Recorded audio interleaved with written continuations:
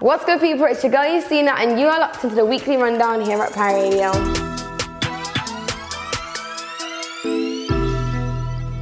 First of all, let's talk about the Grammys and how Megan Thee Stallion stole the show. This was the 63rd Grammy Awards, and they were extra special for Megan Thee Stallion considering it was her first time attending the awards ceremony.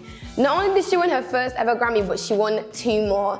3 if you count the one that Billie Eilish dedicated to her. Believe it or not, she was the only person to take home 3 awards last night. She kicked off the show by winning Best New Artist, and she was presented this award by Lizzo. And a fun fact, a female artist has not won Best New Artist since Lauryn Hill in 1999. Megan Thee Stallion also won Best Rap Performance and Best Rap Song with Savage Remix featuring the Queen Bee. If you guys remember last week, we spoke about Tommy Fury and Jake Paul about to get into the boxing ring. Well, this week, the other Fury brother is in the limelight. After 2 months of wrangling, ESPN have reported that the 2 British boxing juggernauts, Joshua and Tyson Fury, have finally signed the agreement for a 2-fight series, which would see the heavyweight title unification. Fans can now look forward to a date and venue for the fight, and here's hoping that it'll be in one of our cities.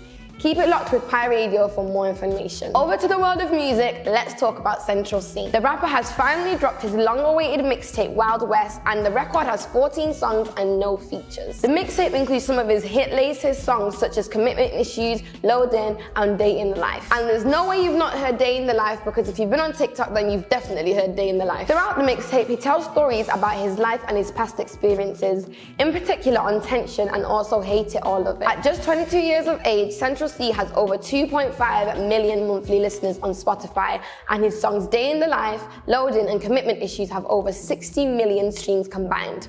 While we're still on the topic of music, let's talk about one of the hottest female rappers coming from the Manchester scene right now, Miss Crystal Milz.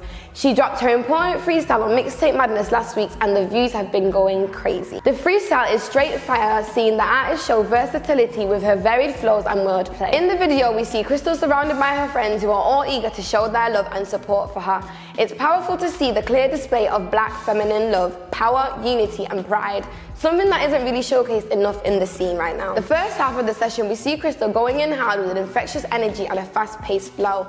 However, the second half slows things down in terms of the instrumental, but sees her continue to deliver softer yet still fast-paced, intricate bars. I think it's safe to say that she's on her way to being one of the hottest female rappers in Manchester in the game right now. In more local news, Manchester University students have passed a vote of no confidence in their Vice-Chancellor. The reason for the students passing a vote of no confidence in Dame Nancy Rothwell is mainly over issues largely surrounding her handling of COVID. 89% of the students who took part agreed that the student body had no confidence in the Vice-Chancellor and other leaders of the university. The university then clapped back, saying that the vote only had 13% turnout and that they have full confidence in Rothwell to lead the university forward. The students who took part in the vote commented, saying it is apparent to anyone that the mistreatment of students and mishandling of the pandemic by the university over the past year has become an example of how not to run a university. That's some shade. It is yet to be confirmed as to what further steps students will take to voice their grievances against Dame Rothwell. However, if there's one thing that can be taken from their resilient protesting over the past year,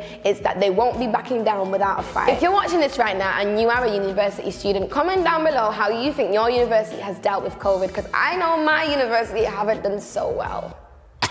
Liverpool. However, it's not all doom and gloom right now in Liverpool, because the government have just confirmed, brace yourself, that Liverpool will become the first cities to actually open nightclubs again in April. Yes, you heard me right. The government is apparently going to allow Liverpudlians to attend clubs earlier than the rest of the UK as part of the COVID pilot plan. This new proposed scheme for Liverpool is set to start on the 12th of April. However, the same day, the Step 2 of roadmap will come into place, which is non-essential retail's opening. As part of this trial, nightclubs, comedy clubs, and business event venues in Liverpool will also be allowed to open. Those taking part in the scheme will need to have proof of a negative test before they enter the event, and will also be required to agree to be monitored post-event to see if they were exposed to COVID. So technically, you guys are, test bunnies, but you guys are gonna be test bunnies having a lot of fun. I need to go unpack because I have a house to go and view in Liverpool. Now, for my favorite part of the weekly rundown, let's talk about football. If you have been following the Premier League, then you would know the best team